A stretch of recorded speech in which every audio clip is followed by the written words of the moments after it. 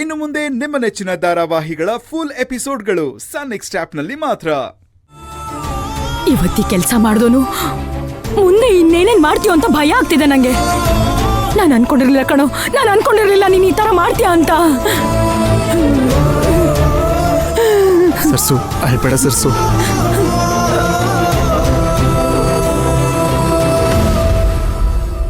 ಸರ್ಸು ಇಲ್ಲ, ಇನ್ನಾನ್ ಸುಮ್ನಿರ್ಬಾರ್ದು. ಇದಕ್ಕೆಲ್ಲ ಕಾರಣ ಅವಳೇ. ಅಮ್ಮ ಸರ್ಸು ಏನಾಯ್ತು? ಏನಾದ್ರೂ ಸಮಸ್ಯೆನಾ? ಬಂದ್ಯಾಮ್ಮ ಬಂದ್ಯಾ? ನಿನ್ ಫ್ರೆಂಡ್ ಎಂತ ಘನ ಕಾರ್ಯ ಕೆಲಸ ಮಾಡಿದನ್ ಗೊತ್ತಾ? ನಮ್ಮನೆನ್ ಮಾರಿ ನಿನ್ ಫ್ರೆಂಡ್ ಮೈನಾಗ್ ಸಾಲ ಕೊಡಕ್ ಹೊರಟಿದಾನೆ. ಸರ್ಸು ನಾನೇನ್ ಮನೆ ಮಾರಕ್ ಹೋಗಿರ್ಲಿಲ್ಲ, ಸ್ವಲ್ಪ ಸುಮ್ನಿರ್ತ್ಯಾ? ನೀನ್ ಸುಮ್ನೆ ಇರೋ.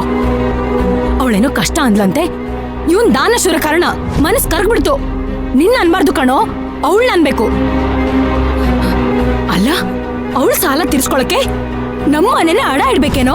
ಸರ್ಸು ಅವಳೇನ್ ಮನೆ ಅಡ ಇಟ್ಟು ನೀನ್ ಸಾಲ ತಗೊಂಡ್ ಬಾ ಅಂತ ಹೇಳಿರ್ಲಿಲ್ಲ.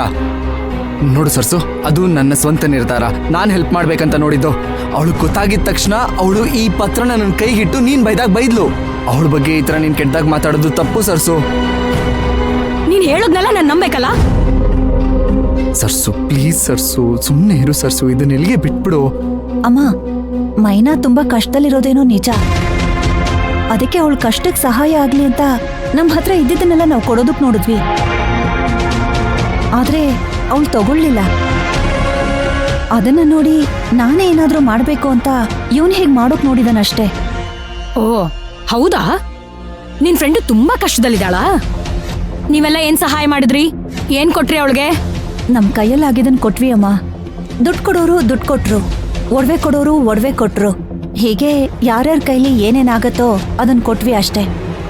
ನೋಡಮ್ಮ, ಇವನು ಅಷ್ಟು ಇಷ್ಟು ಸಹಾಯ ಮಾಡಿದಿದ್ರೆ ನಾನ್ ಬೇಡ ಅಂತಿರ್ಲಿಲ್ಲ. ಆದ್ರೆ ಇವನೇನ್ ಮಾಡಿದಾನೆ? ಮನೇನ ಅಡ ಇಟ್ಟು ಅವಳನ್ನ ಉದ್ಧಾರ ಮಾಡಕ್ ಹೋಗಿದ್ದಾನೆ. ಸರಿನಾ ಇದು? ಸರ್ಸು, ದೀಪಾ ಅಮ್ಮನ ಒಳಗೆ ಕರ್ಕೊಂಡು ಹೋಗು ಬೇಗ. ಅಮ್ಮ ಬಾ ಅಮ್ಮ. ನೀನ್ ಬಿಡೆ. ಜಯಂತಿ ಬಂದಿದ್ದಾಳೆ ಅಂತ ಸುಮ್ನಾಗಿದ್ದೀನಿ. ನೀನ್ ಮಾಡಿರೋ ಕೆಲ್ಸಕ್ಕೆ ಸರಿಯಾಗಿ ಗ್ರಾಚಾರ ಬಿಡಿಸ್ಬಿಡ್ತಿದ್ದೆ ಅವಳು ಮುಂದೆನೆ. ಜಯಂತಿ, ನೀನಾದ್ರೂ ಅವನಿಗೆ ಸ್ವಲ್ಪ ಬುದ್ಧಿ ಹೇಳಮ್ಮ. ದೀಪಾ ಕರ್ಕೊಂಡು ಹೋಗು. ಬಾ ಅಮ್ಮ.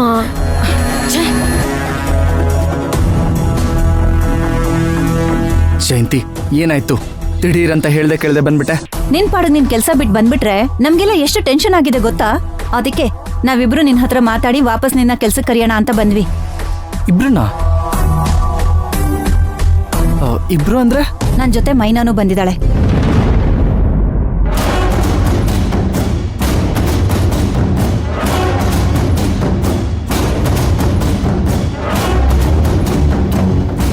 ಹೊರಗಡೆ ನಿಂತಿದ್ದಾಳೆ.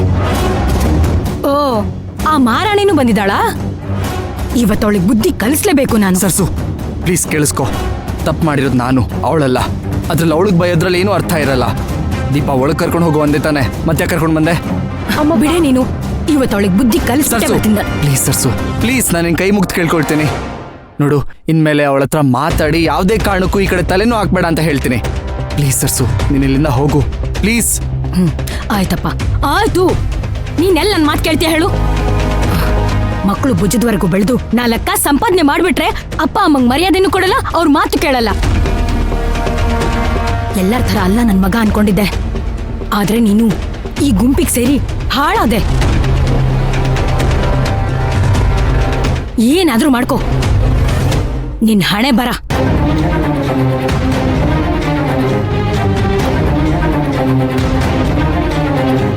ಜಯಂತಿ, ನನ್ನ ಕೆಲಸ ಬೇಡ ಅಂತ ಬಿಟ್ಟು ಬಂದಿದ್ದೀನಲ್ಲ, ಆದ್ರೂ ಯಾಕೆ ಬರಕ್ ಹೋದೆ? ಅದು ಮೈನನ್ ಕರ್ಕೊಂಡು ಯಾಕೆ ಬರಕ್ ಹೋದೆ?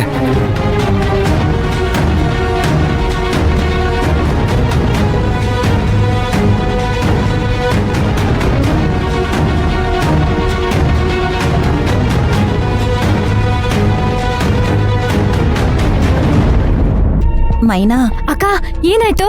ಧ್ರುವ ಸಿಕ್ಕಿದ್ರಾ? ಏನಂದ್ರು? ಕೆಲ್ಸಕ್ಕೆ ಬರ್ತಾರಂತ? ಧ್ರುವ ಏನೋ ಸಿಕ್ಕಿದ್ದ, ಆದ್ರೆ ಮಾತಾಡ್ಬೇಕು ಅನ್ನೋ ಅಷ್ಟ್ರಲ್ಲಿ.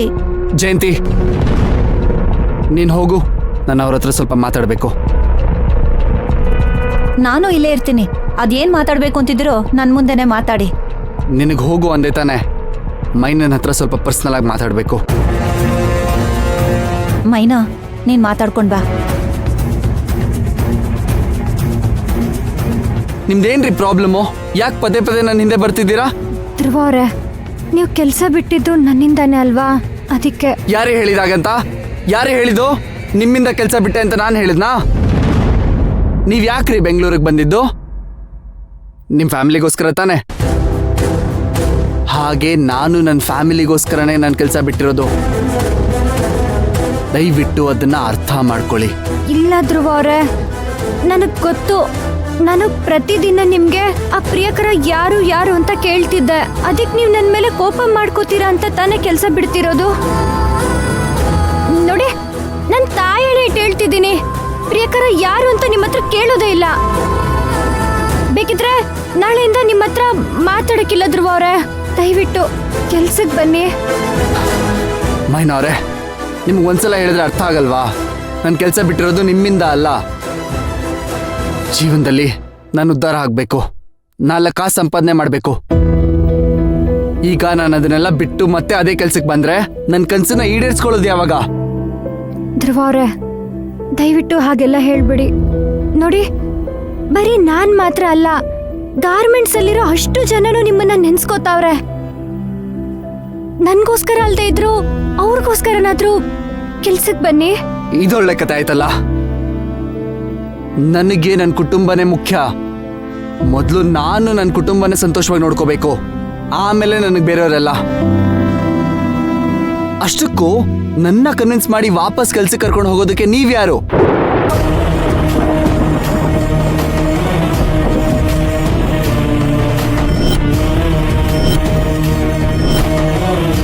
ನನ್ನ ಜೀವನ, ನನ್ನ ಇಷ್ಟ, ನಾನು ಎಲ್ಲಿಗೆ ಬೇಕಾದ್ರೂ ಹೋಗ್ತೀನಿ, ಯಾವ ಕೆಲಸ ಬೇಕಾದ್ರೂ ಮಾಡ್ತೀನಿ. ಅದನ್ನ ಕೇಳೋ ಹಕ್ಕು ಯಾರಿಗೂ ಇಲ್ಲ.